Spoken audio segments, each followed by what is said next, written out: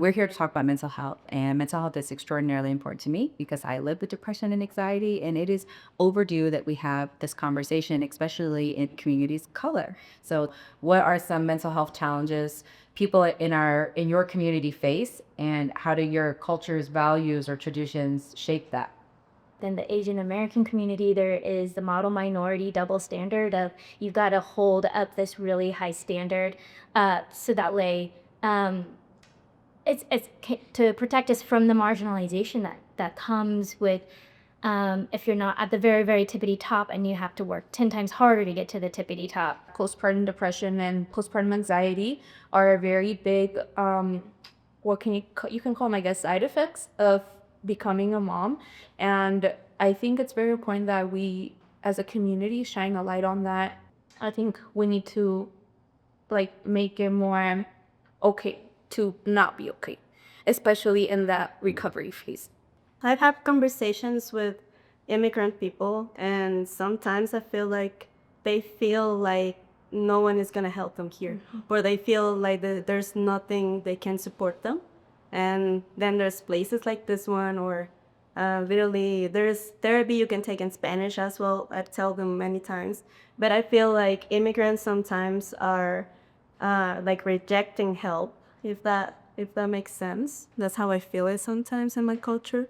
Like they don't want to be helped, if that makes sense. Yeah. So, I see both of you nodding your heads in agreement, but you two have not immigrated here, but that resonates with you. Yes. Yeah, I've definitely seen that and experienced it. Also, especially in the Black community, like especially Black women, we have this thing like, no what, like, okay, fine, I'll just do it myself. Like, I got it. They got it, I got it. I'll figure out how to do it. I'm not gonna rely on someone else. I got it. And that is probably like definitely holds Black women back. I feel like as an immigrant, you kind of have to be resilient. You have to be strong, because I mean, you're putting it all on the line for a better future, right? So there's like, you can't quit, so that, yeah, that could be hard. Thanks for being brave. I mean, our culture is associated very closely because you are told so often, don't be weak. You have to be strong. How has stigma around mental health impacted you? Shame. And when we don't talk about it, shame, that is the fuel for shame, is to not talk about it. Because if we think it's taboo in any way, then we're tacitly saying to each other, there's something wrong with you, or it's not okay to talk about this.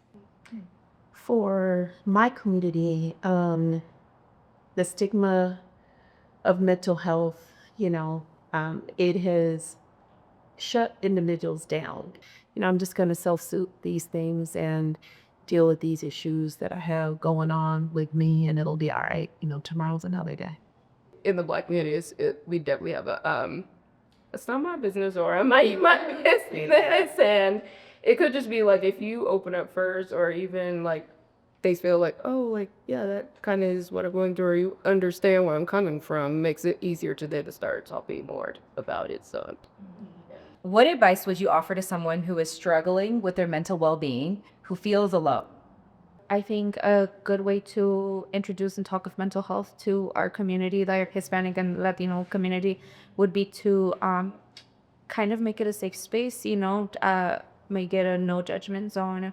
I think that's what my culture or my community is most afraid of, is being judged. So just being honorable and being not being judgmental to like what other people have to say. I feel like that would go a really long way. Just getting people talking and more open about the idea of needing help or reaching out when that time comes.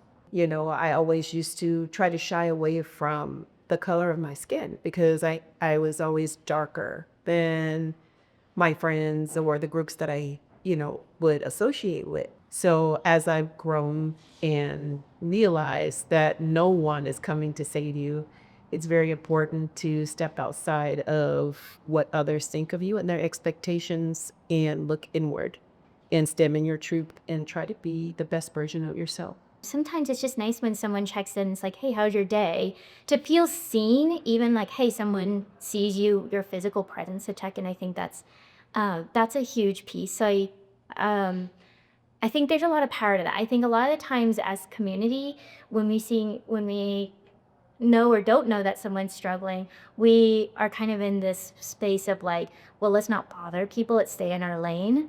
Where it's like, no, let's check in, and that person can choose how much or little they want to share about where they're at. The more we talk about it, the more normal it becomes, right? Like that taboo subject goes away. It's more normal. It's just how we talk about like the flu or a cold or whatever. It's something that happens to all of us, and we all deal with mental health, so it should be talked about. These conversations matter because they help break stigma, build understanding, and create real change.